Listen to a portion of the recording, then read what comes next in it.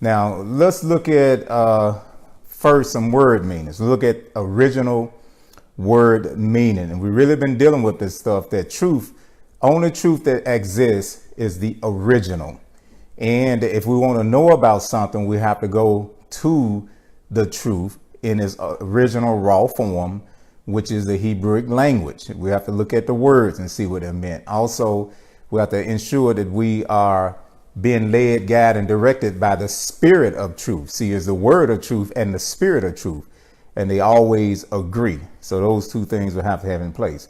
So we got two words that actually apply relative to marriage in divorce, because it's about 4 Hebrew words, but the other ones are not even used in the connotation of marriage and separation and stuff like that. It just mean to send away or something like that, or separate, send away, or send forth. Let me put it like that. Now, the first one I want to look at is the Hebrew word salah. It's spelled Shin Lamed Het. Shin Lamed Het. Shin Lamed Het. And of course, you know, Shin, one of the meanings of Shin is to destroy, consume, in terms of the action part. And for the personal, in a person is talking about the provider of peace and protection. So you got a Shin Lamed. Now that Lamed means authority, or it also means to teach, and it also means to control. So we're going to see how it's used in its context of this word and its whole contextual meaning. And then you have the Het, which means to separate. It also means to bring close, but primarily it means to separate. And when you're talking about bringing close, that's the Father separating us and bringing us close. And that's where it's using the Hebrew word for grace, hen, which means the Father separated us and brought us close to his heart. Het also means to protect. It means to divide, to show forth ownership. So if you look at each Hebrew letter word here in the context, the whole contextual meaning of this word that was used for divorce and in the scriptures, you're going to see easily that Het is going to it has to do with separating, and someone that's in authority is separating from someone, and that separation is not bringing help, it's bringing destruction. And we're going to see where it's used in the scripture here. And now in the Hebrew, in the English translation, you only got 5 verses where this word is used. But in the Hebrew Bible, or the Hebrew text, is used, you got 840 results, is used in 790 verses. This word shalah, and it means to send away, and let go. So you can see where that Het come in. When someone, in this case, is sent away, they're separated, and that Shin, that separation is going to bring destruction. And someone in authority is the one who sent that person away. Now let's look at it. Now we'll see it first used. We're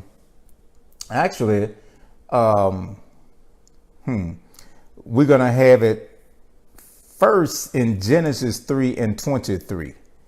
Genesis 3 and 23. Genesis 3 and 23. And let's read it. And you won't see this in the English translation. Go to the original, you'll see it. Genesis 3 and 23, where it says, therefore, Yahweh Elohim sent him out of the Garden of Eden to till the ground from which he was taken. Sent who out? He sent Adam out. When he sent Adam out, Masa Izaniged went with him. He sent them out of the garden. He divorced them. He sent them away because of the destruction, Shin, that they allowed to come in by making a decision not to follow the law of the king and to do something on their own. Lamed, the shepherd, the one who was in authority, had separated them from his presence, the open heaven that was on or open over that place in Eden. You see it, how these Hebrew letter word meaning come in and validate what actually happened. They were separated because of the destructive nature they had took on, Shin, to destroy. You see it now? All right. So the Father himself in Genesis 3:23, Shalah, or sent them away, and it's translated divorce.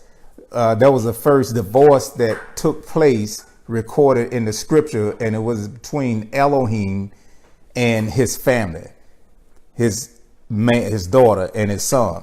So, and we're going to get further in here. So to say if divorce is a sin, then Elohim sinned. And you got to be a bad joker to tell Elohim that he sinned. I mean, either bad or totally in a bad shape of ignorance. And I'm afraid a lot of people are like that, just ignorant, that deep in ignorance and not knowing the word. I'm not being negative. We just need to hear the truth to accuse the father of sinning. There is no sin in him. Jacob, called James, tells us in chapter 1 that he cannot be tempted with evil, or he can't use evil to tempt or test no one, because there's no evil in him.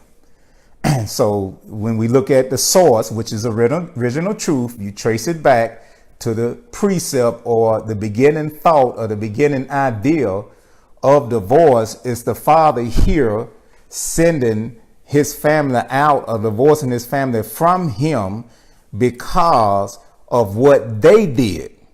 Okay. And he couldn't allow them to stay where they were, and his presence could not be over them any longer. It would have destroyed them. There go the shin again. If they had stayed there, the authority of the shepherd would have destroyed them. So he separated them from himself in order to preserve and not destroy. So let's get that out of the way first. So divorce here in this word shalak, the idea of it originated from Elohim himself.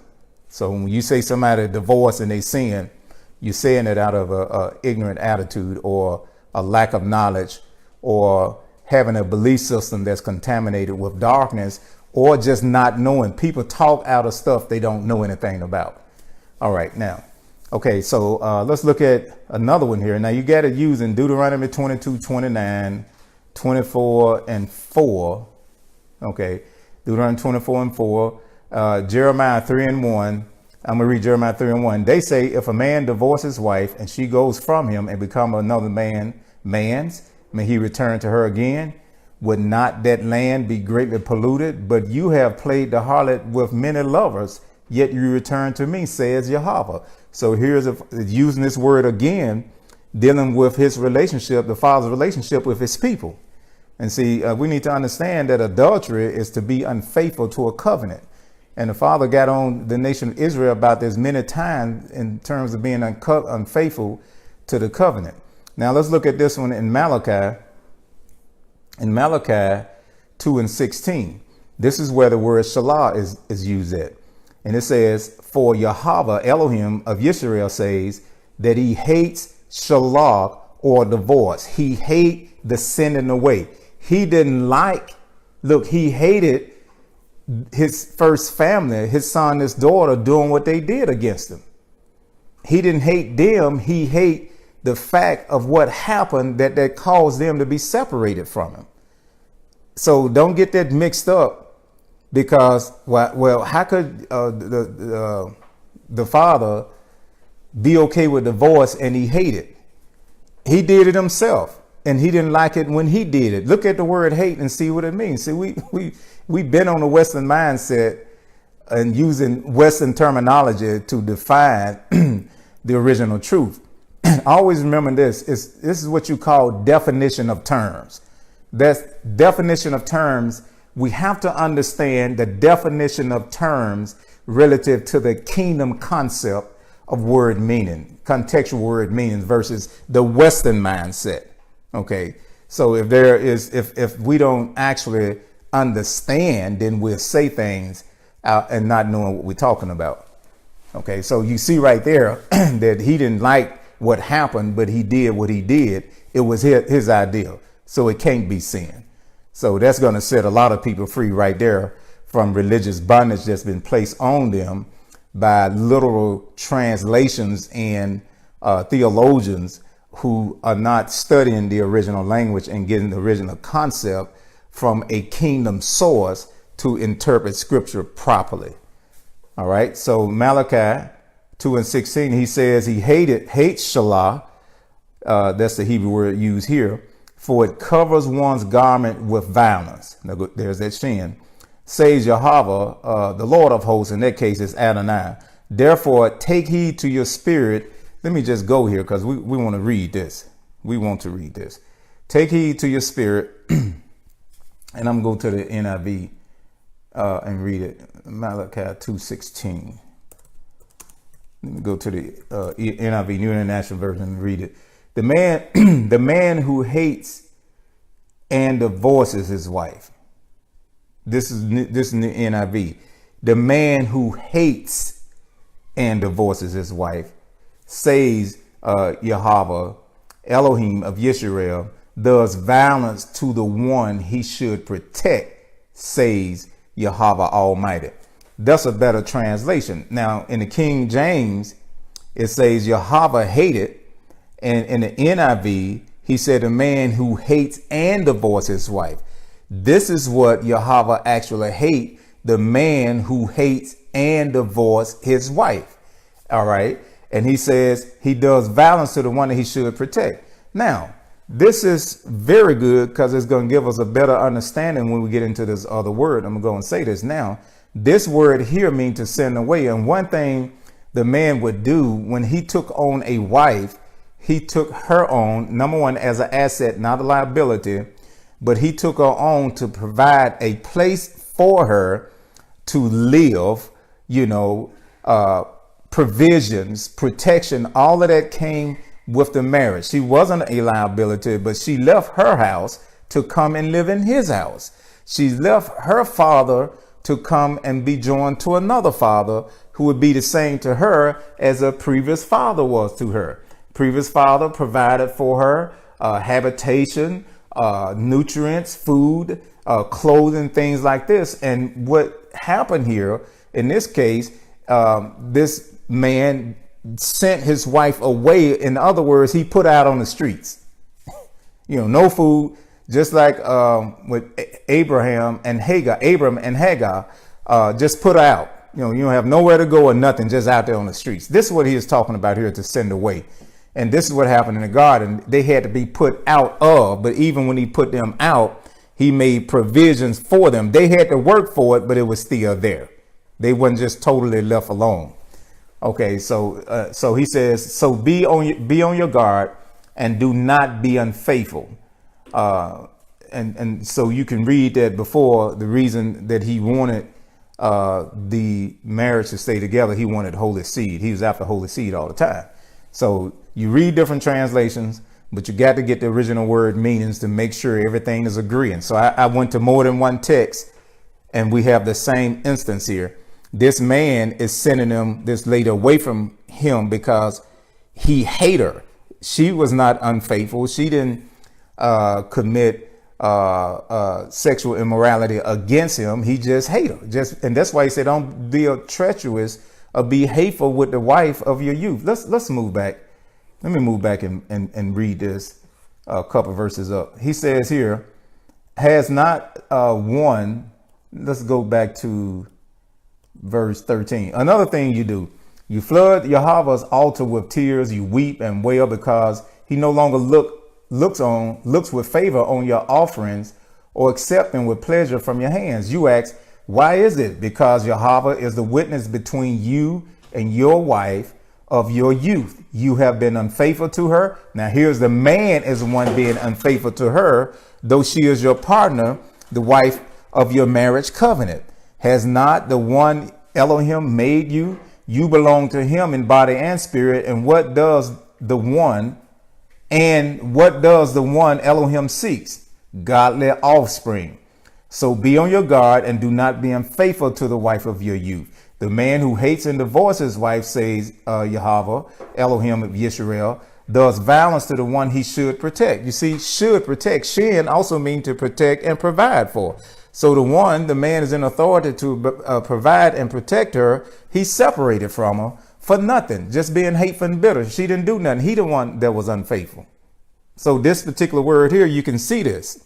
Okay. In the case of Yahweh or Elohim, the father of, and his son, his daughter, they were unfaithful by being rebelling against declaring declaration of independence from their authority, their governing authority that was over him, the kingdom of heaven, and they rebelled against him. So because they did that, he had to separate from them.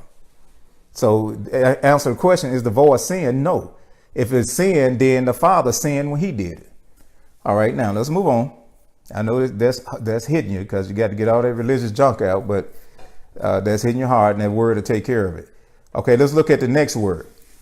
The next word for divorce is karatu. Karatu.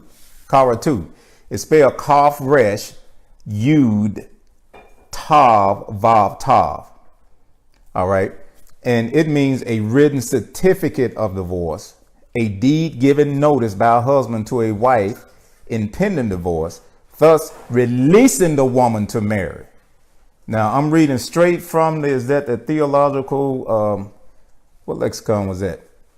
Yeah, that's a theological word book. This particular dictionary of Hebrew words. This is the meaning of this word in the lexicon. The Strong's have a similar meaning, and Genesius have a similar meaning. So this word is making direct relationship to a man and a woman, and this certificate of divorce that the father instructed Moshe to give to the woman to release her so that she could remarry. All right. Get that. The men were being treacherous. They are married woman. And and we're going to read it in a minute, whether she had committed a sexual act or immorality or lied about being a virgin. If she was straight on all of that, because those were legit reasons. But if he didn't like the way she combed her hair the next day, or didn't like the way she cooked or something like that, then he just got rid of her. He just sent her out the house, put on the street, but she was still married to him. He would go get another wife, but she could not remarry. She was still bound to him. And I think that's the missing link right there that's going to help a lot of people out of that dark area in your thinking and bring you over into the light. And that'll release a lot of people out of bondage. All right, so let's keep working on it. So you can see clear. Now, this particular word is used we found 4 results in 4 verses in the Hebrew Bible.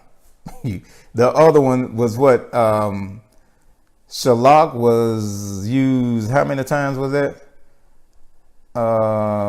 Where is it? 790 verses. But it means, so when you see to sin or to send away, those English words is actually this word shalak in the Hebrew, the original word. But this word karatu is only used in 4 verses. And this is making reference to a wife and a husband direct, All right, now, and let's look at it. You got Deuteronomy 24 and 21. This is the first time we found this word being used. Now, of course, in the garden, the father was not married to his daughter and son. They were part of his family, remember? So that's why this word karituv is not used, but the word shalak was used because it means to send away, because of instruction had came in and messed something up and they had rebelled against authority. Lamed in that word. And of course, now this has got a kaf in it, which means the sanction, resh, talking about the intent, what's in the mind, or a prince or a person in authority and rulership. You got a U that's talking about the power working of power. Tav, covenant, right there. Vav, connect or establish. Then another tav, covenant. So this is, we go through each one of these. This covenant has been sanctioned and between 2 people and has been established. And those 2 people that have been sanctioned and established with, that resh is talking about a person who has dominion or authority. So, all of us, male and female, we have dominion in the earth. Now you got 2 people coming into a covenant and coming that tav is that vav between those 2 tavs is connecting 2 people together in covenant. All right. And then that covenant power begins to work with them, the resh, and is kaf, sanctioned by the father. That covenant is sanctioned. That's one of the meanings for kaf, is the sanction.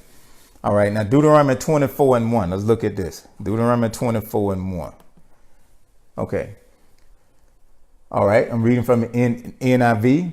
When a man takes a wife, this is where we first find this word now. When a man takes a wife and marries her, and it happens that she finds no favor in his eyes because he have found some uncleanness in her.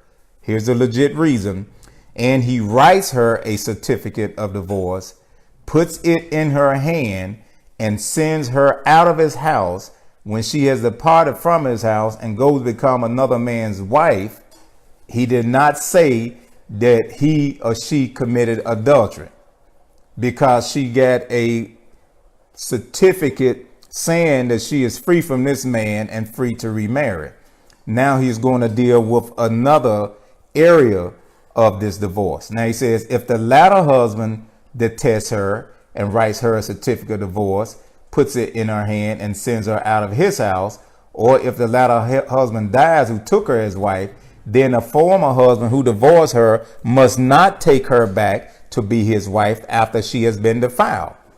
For that is an abomination before Yahweh, and you should not bring sin on the land which Yahweh Elohim is giving you as an inheritance. So what he's telling, once that covenant is broken and she marries another, you can't go back and reverse and remarry the same person you was married to prior to that marriage, because you have been intimate and sexually involved with another man, and you can't come back to him who you had been involved with at first. And see what happens. This breaks up all this running around and train stop stuff and just sleeping around with everybody and everything and everybody dipping and slipping just because you say you're married is okay. It's not okay. So no backtracking in that area. Once that covenant is broken, it's broken. Don't go back to that no more. Okay. And, some people get remarried after they get married, but we looking at this right here. The Father saying, don't do that. Okay. Now let's move a little further here. So now you'll find this word used in Isaiah 50:1 and also in Jeremiah 3:8. Yeah, Jeremiah 3:8 goes with this one. It don't go with the one previous. Go with this one right here. Now let's look at it where it's used in the Messianic scriptures. Bishop Melito, Catholic Bishop of Sardis, changed the Messianic scriptures name or term of reference to the Messianic scriptures to the New Testament. That's to take it away from its original language, because the Greeks came in and supposedly that's the original text for the New Testament. It may be, but it's not the original text of the Messianic scriptures, which are actually the New Testament, because the Messianic scriptures, Matthew, Yochanan, Lucas, Marcus, Romanium, all those books were written in Hebrew originally. Okay, the Roman government came in and started a church and developed their own, what they call original text. And they said it's the Greek that was written by Hebrew writers, but that's a Hebrew lie. That's not true. All right, so let's look at Matthew 1:19. Let's look at where this word is used here. And again, again, remember, this is in the scriptures where a woman received a certificate of divorce so that she could remarry. So when we get over to Matthew and the way it was written out there, like if you marry somebody that's been divorced, that you commit adultery, that can't be true, because it's coming from the Father himself. That's why we have to trace the original source. Go back. What was his ideal concerning this? Get an understanding. Why did this come about? Why did it come about? All right. Matthew 1:19. Because Joseph, translated Joseph, her husband, talking about Miriam, and it was after Miriam had made that statement and of faith and received the seed of the Holy One in her, Yeshua in her. After that had happened, Joseph, her husband, was faithful to the Torah and yet did not want to expose, because she was pregnant and he didn't get her pregnant, expose her to public disgrace. He had in mind to divorce her quietly. That's Matthew 1:19. Joseph was gonna divorce. He was considering divorcing Miriam because the father had put Yeshua in her womb, and Joseph knew the baby wasn't his. Now, if you could not divorce and it was a sin, he never would even thought about doing it. He was faithful to the Torah. He knew what the instructions of the word said. He knew that he could divorce his wife if she got pregnant by someone else, or had committed sexual immorality against him, or had broke the covenant. All right, so I tell you what, let's go look at that. I started raising my voice because, I know what spirits I'm dealing with. Okay, then Joseph, her husband, being found a just man, not wanting to make her a public example, was minded to put her away secretly. And that's what King James say. And that word put away, that's where the word divorce is right there. So was it Matthew 1 and 19? Matthew 1 and 19. NIV, because Joseph, her husband, was faithful to the Torah, and yet the law of Elohim, the law of heaven, and yet did not want to expose her to public disgrace. He had in mind to divorce her quietly. But after he had considered this, an angel of Yahweh appeared to him in a dream and said, Joseph, son of David, do not be afraid to take Mary home as your wife, because what is conceived in her is from the Holy Spirit. See, an angel told him not to do it because there was a man of holiness. He kept the word, and the word he knew gave him permission to divorce his wife in this circumstance. So divorce cannot be a sin. All right. Okay. All right. Now let's move on. Let's move to another one here. Now let's go to Matthew 5 and 31. So that's where the first occurrence. You see it now? All right. So the Father is his idea, is his thought, is his plan, and no sin exists in him, period. Now people do stuff. Now I'm talking about from a kingdom conception. I'm dealing with the law of the king and the constitution that we live by. I'm not talking about the world and what they do. Now this is what, and religion. This is going total against religion. Look at Matthew 5 and 31. I think it's a little earlier in here also. Let's go back a little further. Yeah, I'll tell you what, let's look at 5 and we'll begin at verse 17.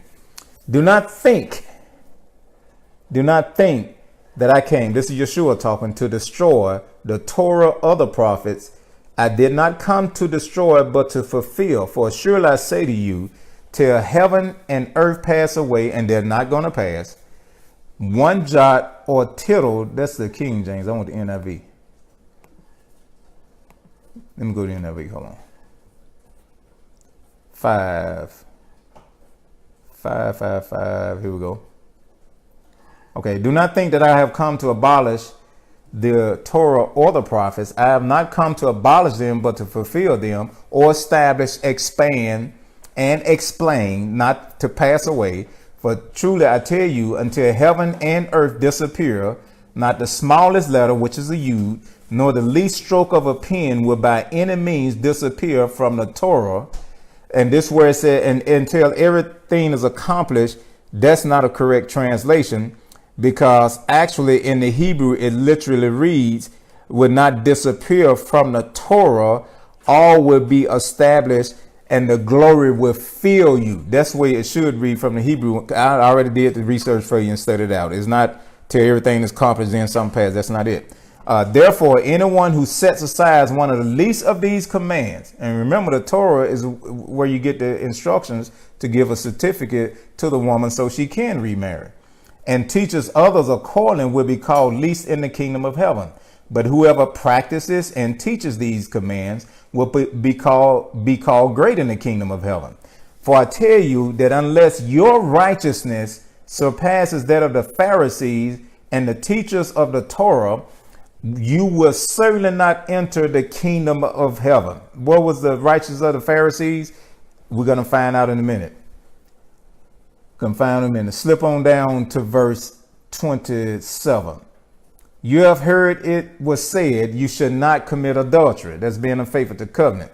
But I tell you that anyone who looks at a woman lustfully has already committed adultery with her in his heart. Now he's coming to the point whereas the Torah dealt with things, had to come to man in documented form.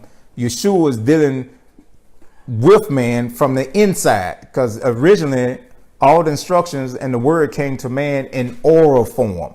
And man was set up to receive the word that he heard on the inside of him and live it from the inside out, not the outside in. So you got people that's criticizing people, telling them they sin because they're in divorce and stuff. And you sitting up there with your lusting self, pornography, inundated mind, and sexual thing that's all you think about is being with somebody else's husband or somebody else's wife or another man, another woman, and you married. So he's saying all this start on the inside. And what he's saying, if you do in your heart, and we talking about that heart, was as a man thinketh in his heart, so is he, you see. So that belief system is contaminated.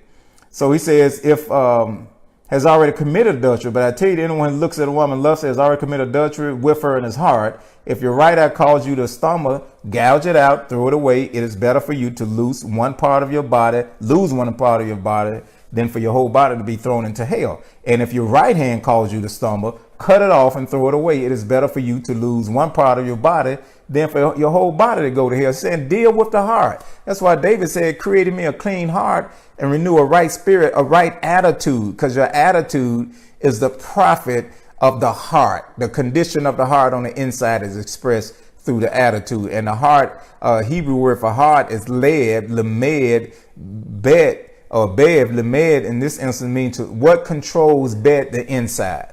What controls the inside? That subconscious, that hard drive, whether real decisions are made, and that determines who I am and what I am. So some of you listening right now, your belief system is contaminated with a wrong concept of divorce. Your idea of divorce did not come from the Father.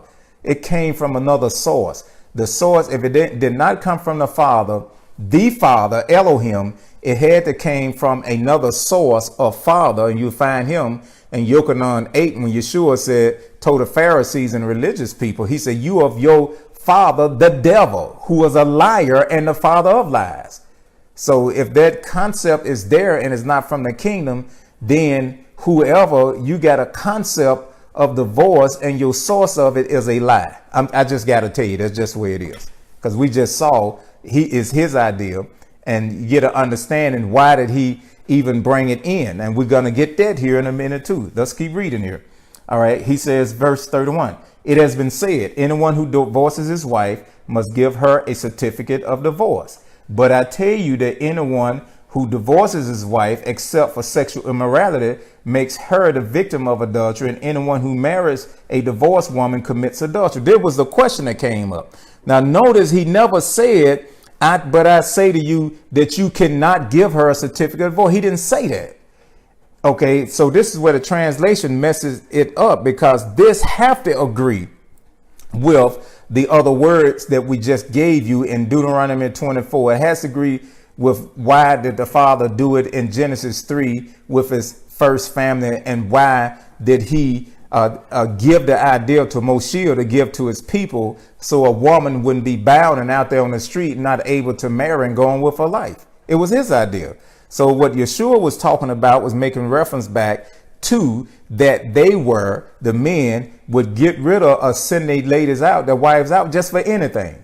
And that was out of heart, just hate her, just got a nasty attitude, didn't like the woman. You done married her, took her from her family, and took her from her wealth, took her from her subsistence, took her from being sustained and having a place to live, a place to eat. And you took her from all of that because you got an attitude, and that was treacherous. See, that's what he was talking about. So when Yeshua made this statement, the translation doesn't do justice to give the proper interpretation of what he said. That's why you have to interpret scripture in light of other scriptures. So he said that if anyone divorces his wife, and if it's not for a legit reason, then that woman is what this actually is saying, what he is saying from the original text, what he is saying, if someone married a woman, they commit adultery because a woman really is not properly divorced from her husband. He just sent her out, and he had no legit reason to send her out.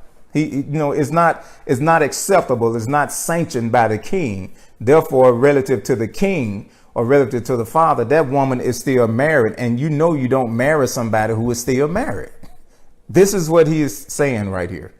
Okay. So when you read it from with the ignorant glasses on, lack of knowledge, ignorance is lack of knowledge and not knowing and not studying and not, get your own idea, which is a lie. The source of the idea is a lie. Then you would think that if somebody married somebody with a divorce, it was wrong. Okay. So that clears that up right there. That just clears it up. Ain't no use me saying anymore. And if a person can't get that, and you want to stay, if a person want to stay stuck on stupid, the scripture said, if any man want to be ignorant, and that means to remain in darkness, let them remain in darkness. Okay. Now let's look at another one here. Let's go to Matthew 19:7. Matthew 19:7. All right, here we go. All right. Now here we have, I'm going to go to the NIV again. That is NIV. Oh, here we go, 19:7. I know, I'm pretty sure people out there remarried now, you never really had this issue resolved on the inside. You just said it's under the blood and this, that. Okay, yeah, we're going to go to Matthew 19:3. And, but on the inside, you never know you got it resolved because you never get it resolved from the light. Yeah, that's a principle. It's under the blood, but let's go and find out why it's under the blood. Why, you was forgiven for what? For getting out of a bad, terrible relationship. I mean, why you need forgiveness for that? I mean, I think you should be celebrated, for not living in bondage because of some religious thought, some religious doctrine, some religious theology that had you in bondage. I mean, wow, come on. All right, now look at Matthew 19:1. And also, I hate to say it, but I need to say this because it's not the first time this has been said. Well, you saying that because you've been through a divorce. Well, I tell you what, if you don't understand all these scriptures that we just read, then let the ignorant be ignorant. That's all I can say to somebody like that. All right, 19 and Matthew 19:3. Some Pharisee came, now Pharisee religious folk. Some Pharisees came to him to test him. They asked, is it lawful for a man to divorce his wife for any and every reason? They knew that the answer was no, but they came to tempt him, you see. Haven't you read, Yeshua said? He replied, that at the beginning the Creator made them male and female and said, for this reason, a man will leave his father and mother and be united to his wife, and the two will become one flesh, so that they are no longer two but one. Therefore, what Elohim has joined together, let no one separate. Let no one separate. Now, in the beginning was before Adam and Masa Neged declared declaration of independence from their government, before they rebel and turn against their father. Okay, so after that happened, what happened? He divorced them. We just saw that in the scripture. He sent them out. Is that correct? Correct. All right. So we are not in the beginning. This is why the idea of divorce was placed in, because of sin. Not that the father is sin, but because of the sin nature. And when we get born again, you still have other things that gonna come on in and invade a person's mind. And if the heart is contaminated, then it's full of darkness, and you got one person in darkness, the other in light, and they can't mix, they can't blend, and they are never to force each other to stay in a situation like that. So you can't take this and put it after that. You can't do that, because if you do that, then everything have to go at the beginning. In the beginning, Adam and Masa Neged didn't have a sin nature. In the beginning, the earth wasn't in the state that is in now. In the beginning, the whole earth was a tropical climate. In the beginning, there was no harsh weather. In the beginning, there were no thorns. In the beginning, they didn't have to struggle for nothing. In the beginning, we're not in the beginning. I mean, we're not in the beginning. Wake up. We're not in the beginning. We are after the beginning. So he was dealing with them and letting them know the original idea and source of marriage came from the Father. And when he established the marriage, He didn't establish divorce because in the beginning there would not have been a divorce if they had not listened to Satan and broke fellowship with the Father and rebelled against him. It never would have took place. But guess what? It took place. All right. So all the teachings and the different things we have is because of what happened then. If you would need no laws, there wouldn't be no scriptures. For what? The scripture would have been inside of us.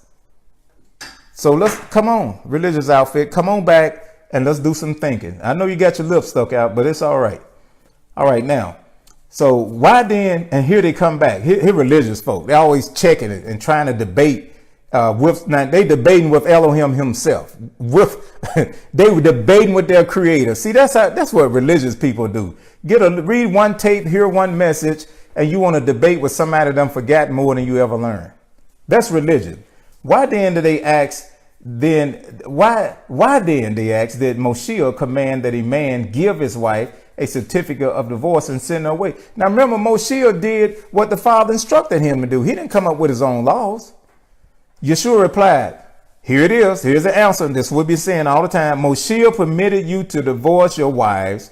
And when they making reference to Moshe, they talking about the Torah, to divorce your wives because your hearts were hard. You're talking to the religious folk, hearts were hard, but it was not this way from the beginning. Your hearts were not hard from the beginning. You had tender hearts, created in my image, in my likeness, the apple of my eye, until you listened to that old serpent, Satan, and took of his knowledge as being your source and decided that you was going to be a humanist, be your own God, and rebel against me. I tell you that anyone who divorces his wife, and this except for sexual immorality, is really, translators put this in here because they are coming from a context of unfaithfulness or adultery being sexual immorality. But adultery is more than sexual immorality. Adultery is being unfaithful to the covenant. Are you being a whole person to your wife? Are you being a whole person to your husband? Are you fulfilling your end of the covenant agreement that you made? If you're not, you're being unfaithful. But we think sex is the only reason you can divorce based on this English translation. And that's not correct because it does not agree with the Tanakh. And I'm going to tell you something. The Messianic scriptures agree with the Tanakh. I can't say that about the Greek stuff and all this stuff. So this is why everything that you see written here in what we call the New Testament, it have to be tested by the Tanakh. And this is why the enemy came with the lie and said the Old Testament passed and that's just a whole bunch of laws, a whole bunch of stuff, because he knew that everything we are reading in what we call the New Testament, the Messianic scripture, is based on what has already been written or a revelation of what had already been lit. Hey, the king's law is a law. He don't change his law. He don't change his law. Okay, now let's continue on. All right. And marries another committed adultery. See this, and then watch this, verse 10. Then the disciple said to him, if this is the situation between the husband and the wife, it's better not to marry. Because people are imperfect and you can't guarantee someone gonna be faithful to their covenant, and you don't want to be locked down in bondage for a lifetime. They had enough sense to even know this. They knew the law of the kingdom, you see. So what has happened, these translators and religion, primary religion, got people messed up. Oh, that's God, that's what it says right there. So-and-so, so-and-so, so-and-so. And just as ignorant as a cow trying to slip up on a turtle and steal his corn. Just ignorant. Okay, now, and Yeshua replied, now watch this, and it's powerful too. Not everyone can accept this word. Not everyone can accept this word. Now that just blew it out the water, didn't it? But only those to whom it has been given. Only those who are dealing with these situations.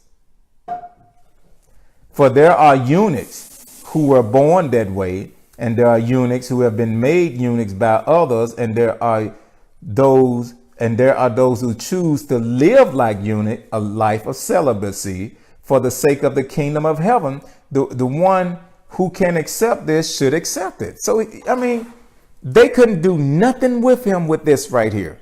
That means that you don't have to get married. If you don't get married, then you cannot have sex, period. That includes mechanical sex, toys, vibrators, and all the other stuff.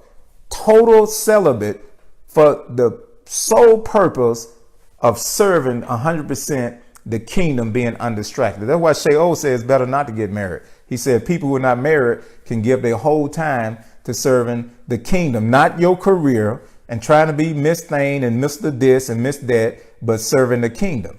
So this opened up a lot. I know it does. I just want to deal with that because I had a request to teach on this. And of course, I just gave you the scriptures, just gave you the word, just gave you the original, the precept, the pre-thought that came from the idea. Get an understanding why that the father even would divorce his family, and why did he divorce Israel, and why he told Moses to have those men to give those women some documents so that they could remarry. So yes, you could remarry if you've been divorced. I know this one gentleman, he not married now because he according to what his understanding, he can't get remarried. So now he's fooling around with men. And it's just terrible. That's what religion does to people. Okay, so now, so when you reading subjects like this and studying subjects like this, make sure that you know what you're talking about when you start talking. Make sure that you check the source. You have to go back to the kingdom.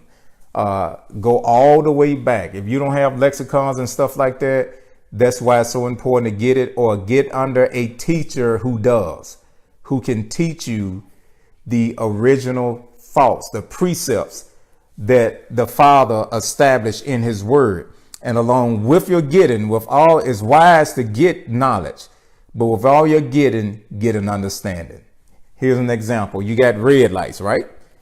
All right. So you got a red light, you got a yellow light, you got a green light.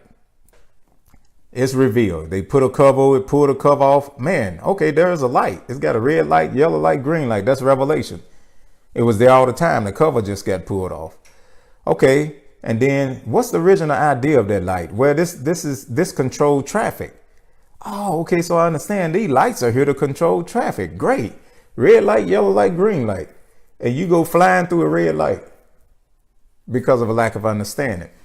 You get understanding, you'll know that the reason that light changed to red is that the traffic coming across will be going through. And if it's red and you go through and they going through, you're going to have a collision. So now I got an understanding of the precept. So by me having the understanding of what's been revealed and the original source of the thought and why they did it, I know not to fly through the red light. And I know what'll happen if I do go through the red light. It's the same way with the word. If you see something in the word, find the source, the precept, and then when you find that, get an understanding of it. That's why David said, your precepts I have kept, and I'm wiser than my elders because I know your precepts. I got an understanding of your ways. It's very important to understand. And this particular area right here is not gray. It's out in the open. And this will bring a lot of relief to people who have been divorced and you remarried. And some people just said that's church folk stuff. That's why I don't want to fool with them and blah, blah, blah. They're putting people in bondage. And, I had this years ago. Over 20 years ago, I understood this. But I've talked to people and they said, I don't fool with church people. I don't fool with church because, they just want to put you in bondage. And then they would say, well, why is it that God would use marriage to keep somebody in bondage, and you have to go through all that bitterness and that pain and this and that and the other? And then they said, don't divorce because you got kids and blah, blah, blah, blah, blah, blah. It's bad to be in a broken covenant raising kids. That's even worse. You being a hypocrite, and then when the kids get grown and go, then you go. Then they look back where mom and dad is. When mom and dad didn't care nothing about each other no way, and they had a little thing going on to the side. They just stayed here because of y'all. That don't glorify the kingdom. That don't glorify the kingdom at all. And Sheol talked about it over in Corinthians when he said, if an unbeliever is, a person become a believer and the other person is not one, and the one that's not born again decide they want to continue to live with them, don't put them out. Meaning that you can let them go and you can divorce if they don't want to be with you because of your belief in the Father, because you became a citizen of heaven. You're not bound to it. So it's just too much to go against this teaching that you can't divorce. And the joke was talking, it got babies in other states and paying child support undercover and all kind of crazy stuff going on. These religious folks something else. And then you got young people, tied up in that stupidity, and you got people who went through stuff like that, and you mad at your mom and dad because of what that's their life. Live yours. That's theirs. You grown, got kids, and you trying to live for your mom and daddy. Let that go. You stuck on stupid. You stuck in a season, and that season you stuck in got you operating, living in a life of stupidity right now. And I'm saying it like this to try to get us to wake up. All right. Bless you. Shalom. Appreciate you so much. Post your questions on the study group page. We'll be more than happy to deal with the things that we know based on the precepts that's already there in the word. If I can't find it there, then I'm not fooling with it. And then if you got something to add to that'll help you help someone else, please do it. So for those who had past divorce and stuff like that, plop, plop, flop, flop, what is it? Fears, or what a relief it is.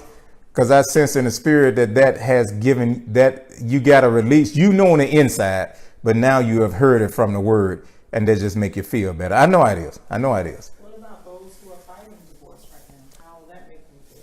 Those that are fighting divorce? Yeah, trying not to get divorced. Oh, now those that are trying not to, go for it if you think that's what you want to do. But you cannot say if you get a divorce, it's sin, because it's not. Okay. Remember, the Father can't sin. It don't come from him. It's ideal. So if you thinking that if you do that based on that improper translation, you should be free right now. And that should help you out in determining what you're going to do. Now, some people are getting divorced, don't need to be getting no divorce. So, you young and you just saw somebody else you wanted. Now you don't want to be married to this person, or saw somebody else with more money. See, that's any reason, just coming up with any thing. As a matter of fact, he did say what Elohim had put together, let no man separate. I really seriously doubt that Elohim even put that team together right there. And that's another mistake we make. People get married for money. The Father wasn't in it at all. People get married because somebody look good. He not in it at all. Get married because you was trying to keep somebody else from getting a man. That's not the Father. He didn't put that together. You got married because you got pregnant. The Father didn't put that together. So look at what he put it together. Number one, it's your choice. If you want to try to work it out, you can work it out, but it takes two people to make a covenant work. And if two people are not willing to make the covenant work, you don't have no covenant. So, we just have to move on. We have to keep living. Okay. Did I get that one? Yeah. Okay. Did somebody post a question I can't see? Okay. So, I think that's going to do it. You can come back in this area and if you got another question in there. But I promise I can't give no more scripture than what I've given. That's it. No more what we're supposed to and all that opinion stuff. I don't deal with that. I just deal with the word. And hopefully we have given you something that's really going to help you. So be happy, be merry, shalom. May Elohim cause his face to shine upon you. May he give you peace and an expected end.